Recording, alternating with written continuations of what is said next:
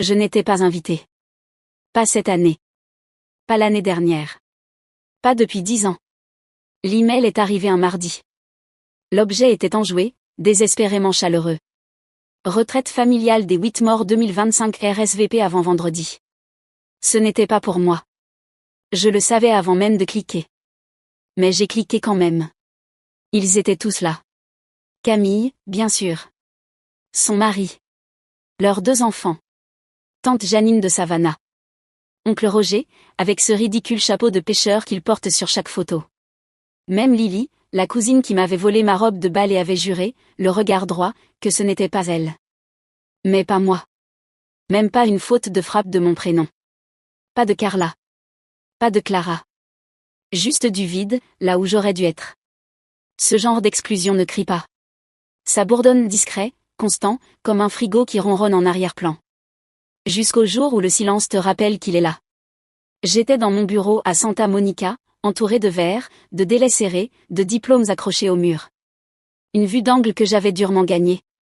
Mais la pièce avait ce froid que même le soleil californien ne s'est pas réchauffé. J'ai regardé l'email à nouveau. Puis mon nom absent, comme s'il n'y avait jamais été. J'ai failli refermer l'ordinateur. Failli. Mais quelque chose m'a poussé à ouvrir un nouvel onglet. J'ai tapé le nom de la maison de plage où la retraite avait toujours lieu.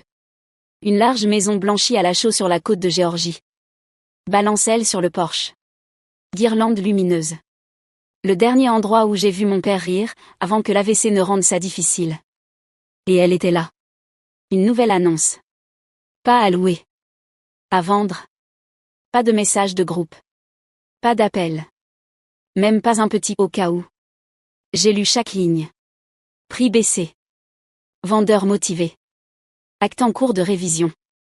J'ai reconnu l'agente, la même femme qui s'était occupée de la maison de ma grand-mère. Et là, j'ai senti l'air changer. Il s'en débarrassait. Silencieusement. Comme il s'était débarrassé de moi. Comme si je n'étais qu'un souvenir de plus à évacuer. Mais je n'étais pas en colère. Pas encore. J'ai fermé l'onglet. Me suis tournée vers l'étagère derrière moi. Elle était là, la coquille turquoise. Celle que mon père m'avait offerte quand j'avais 9 ans. Tu penses en marée, Clara, avait-il dit. Ne les laisse jamais te rétrécir. C'est là que l'idée a germé. Ils avaient effacé mon nom de chaque invitation. Mais moi, je me souvenais encore comment on en signe une. Le truc, quand on t'efface, c'est que personne ne te le dit. Ça commence doucement. Un appel manqué. Une photo de famille postée sans toi. Une chaise vide à table, et personne ne demande pourquoi. Au début, j'ai essayé. J'ai envoyé des cadeaux de Noël. J'ai rejoint le fil de discussion quand mon nom y figurait encore. J'ai pris l'avion pour Thanksgiving, même quand le billet coûtait plus que mon loyer. J'ai proposé d'aider maman avec son prêt immobilier.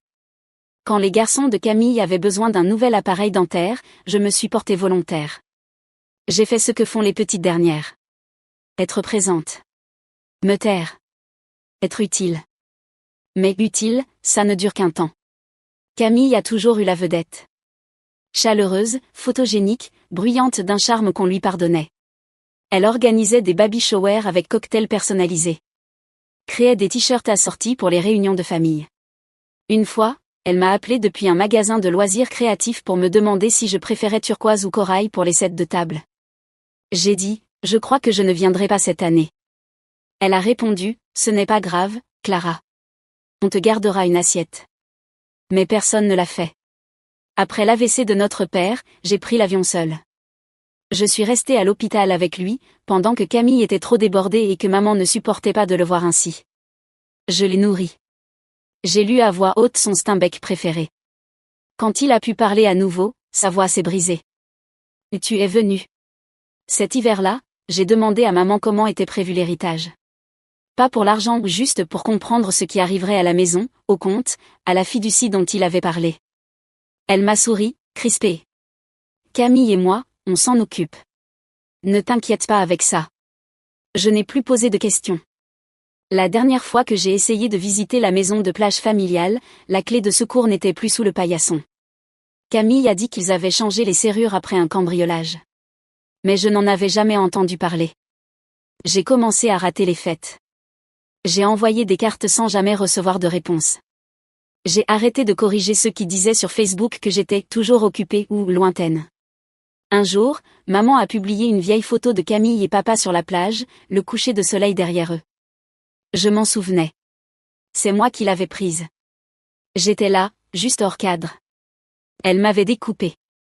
C'est cette année-là que j'ai cessé d'envoyer des cadeaux. Mais je n'ai jamais cessé de surveiller. Savannah, mon ancienne voisine, devenue assistante juridique, m'a gardé discrètement dans la boucle. Capture d'écran, extrait, email dont j'avais été supprimé. Il croit que tu as disparu, m'a-t-elle dit une fois. Mais tu écoutes toujours. Je n'étais pas partie. J'attendais.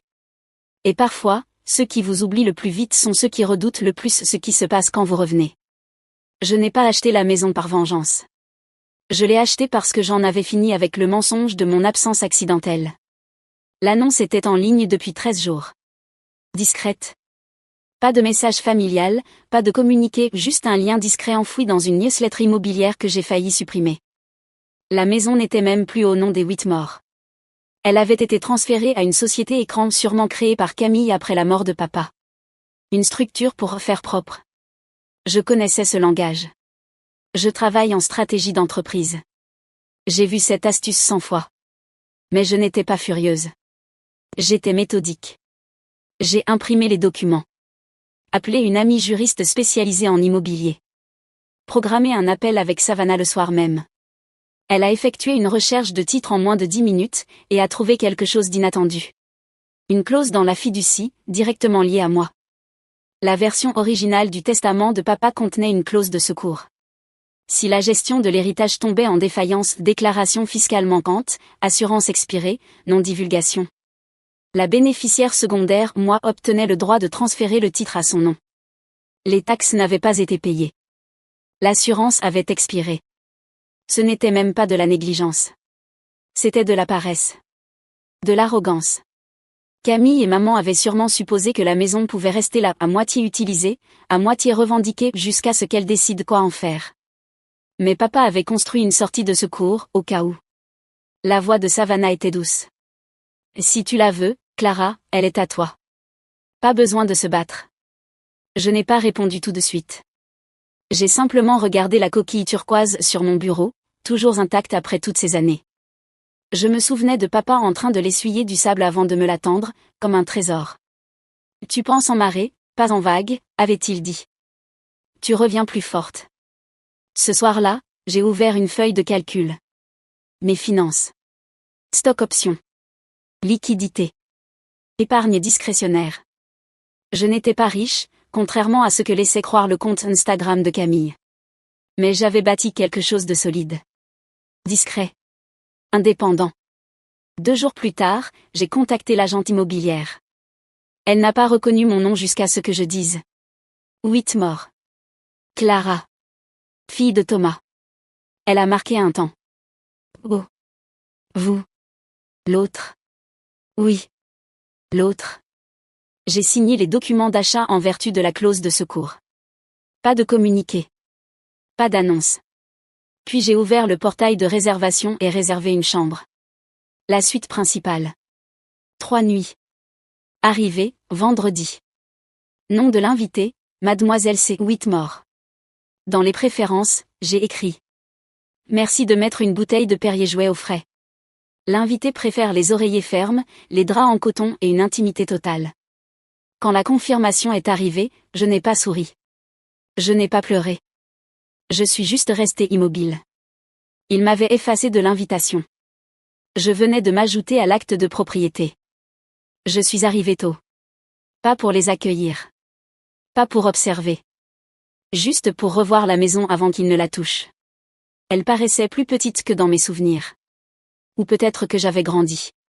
La balancelle du porche était toujours de travers. Les volets avaient besoin de peinture. Quelqu'un avait remplacé la lanterne d'entrée par une lampe solaire bon marché. Mais elle respirait encore au rythme du vent marin. Doucement. Comme si elle m'attendait. Je ne suis pas restée longtemps. Juste assez pour vérifier que le champagne était bien frais. Que les draps étaient bien tirés.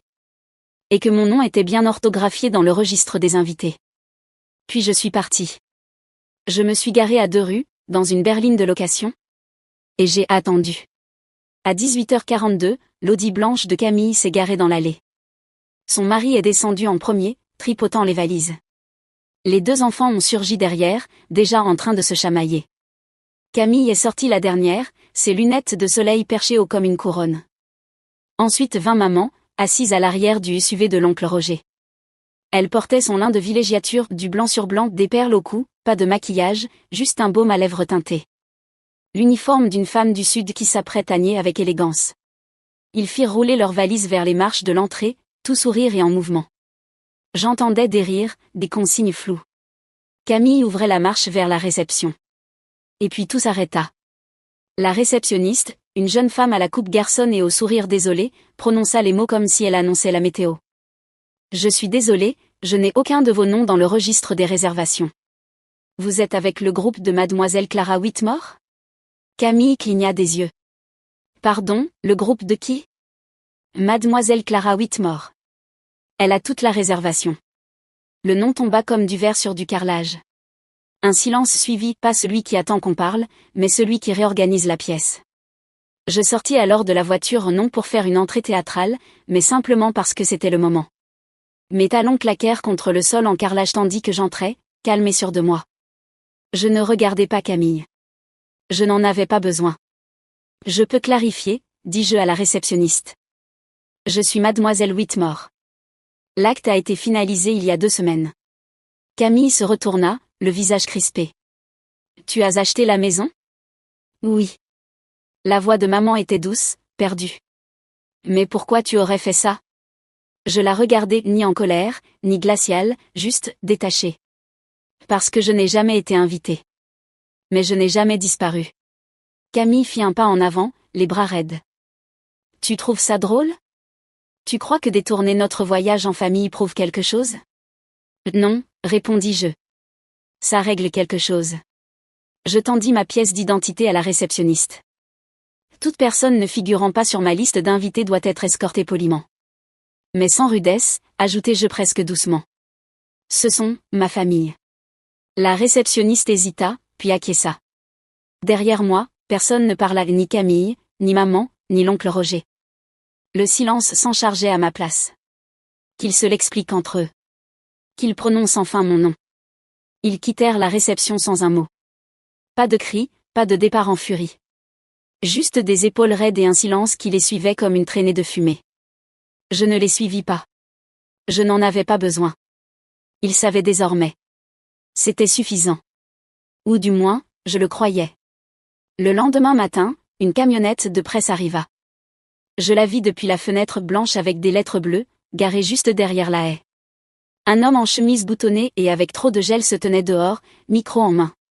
Il plissait les yeux face à la caméra, comme s'il révélait un scandale majeur. Je n'ouvris pas la porte. Mais dès que le reportage fut diffusé, mon téléphone s'illumina comme une alarme incendie, texto, email, un message vocal d'un ancien collègue que je n'avais pas entendu depuis des années. « C'est vrai ? Tu as vraiment récupéré la maison familiale par une faille juridique pendant que ton père était malade ? » Le titre disait « Une fille utilise une clause de fiducie pour évincer sa famille d'un bien générationnel. » On me dépeignait comme une prédatrice en talons. L'article citait une « source familiale proche » qui affirmait que mon père souffrait de déclin cognitif et avait été manipulé pour céder son héritage. Aucun nom. Mais je n'en avais pas besoin. Camille avait toujours su comment transformer la compassion des autres en arme. Je restais avec ça. Je ne pleurais pas. Je ne rédigeais aucun communiqué. À la place, j'appelais Savannah. « L'heure ?» demandai-je. Elle n'eut pas besoin d'autre contexte. « Je t'envoie le dossier dans 15 minutes. » Ce qu'elle envoya était méticuleux. Organisé. Daté. Des captures d'écran de textos entre Camille et maman. Des messages comme « Ne t'en fais pas, Clara ne vient pas encore. Elle veut toujours que tout tourne autour d'elle. Elle est trop occupée à prouver des choses pour se soucier de la famille. Ne culpabilise pas de l'exclure. Elle a l'habitude. » Il y avait aussi des fichiers audio, l'un capté sur haut-parleur, en plein déjeuner. La voix de Camille, nette et tranchante. Clara a toujours été trop fragile pour survivre dans cette famille. Qu'elle pourrisse dans son condo. On est mieux sans elle. Mais le plus important, c'était la vidéo, filmée 2 étés plus tôt. Mon père était assis sur la véranda arrière, les jambes couvertes d'une couverture, une tasse ébréchée en main. J'étais à côté de lui, hors champ. Sa voix était douce, mais ferme. « Je veux que Clara ait cette maison », disait-il. Camille fait du bruit. Mais Clara fait durer les choses. Je ne l'avais pas regardée depuis le jour où on l'avait enregistrée. Je l'avais gardée, pour des moments comme celui-là. Le matin suivant, je mis tout dans un dossier sécurisé.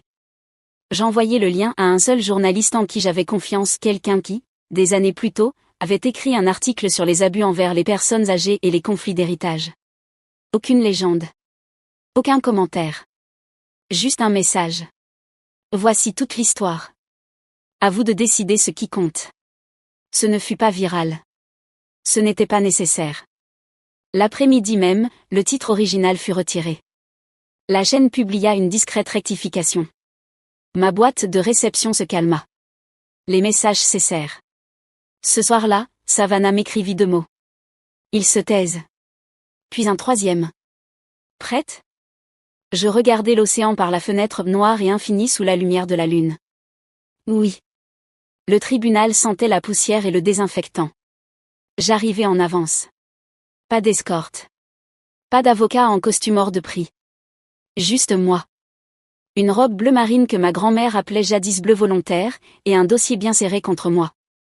À l'intérieur, il y avait tout ce qu'il n'avait jamais imaginé voir remonter à la surface. Camille était déjà assise quand je suis entrée. Tailleur pantalon blanc immaculé, les lèvres serrées en une ligne si fine qu'elle aurait pu trancher du papier. Elle ne se retourna pas, mais je vis ses doigts taper nerveusement sur son téléphone, rapide, agité. Maman était à côté, le dos trop droit, ses perles tremblaient légèrement à chaque respiration. Elle me jeta un coup d'œil, puis détourna vite les yeux. La greffière appela l'affaire. Whitmore contre Whitmore. Requête d'injonction concernant une propriété contestée, déposée pour cause d'influence indue et de manipulation envers une personne âgée. Leur avocat se leva en premier, élégant, bronzé, trop jeune pour se souvenir du bruit d'une connexion Internet par modem. Il prononça des mots comme intention, vulnérabilité, coercition. Il m'appela étrangère à la famille, marquant une pause avant le mot, pour le laisser résonner. Je ne bronchais pas. Quand vint mon tour, je me levai. Lentement. Sans théâtralité. Juste la vérité. Votre honneur, je souhaite soumettre une preuve vidéo et audio relative au trust et à l'intention clairement exprimée de mon père. Le juge acquiesça. Ses lunettes glissèrent légèrement sur son nez pendant que l'huissier tamisait les lumières. La vidéo fut lancée. Mon père, enveloppé dans sa vieille couverture, sa voix posée. Je veux que Clara ait cette maison. Camille fait beaucoup de bruit. Clara, elle, fait durer les choses. C'est la seule qui est venue après la chute. La seule qui n'a rien demandé. Un silence. Puis il tourna la tête vers la caméra et dit distinctement.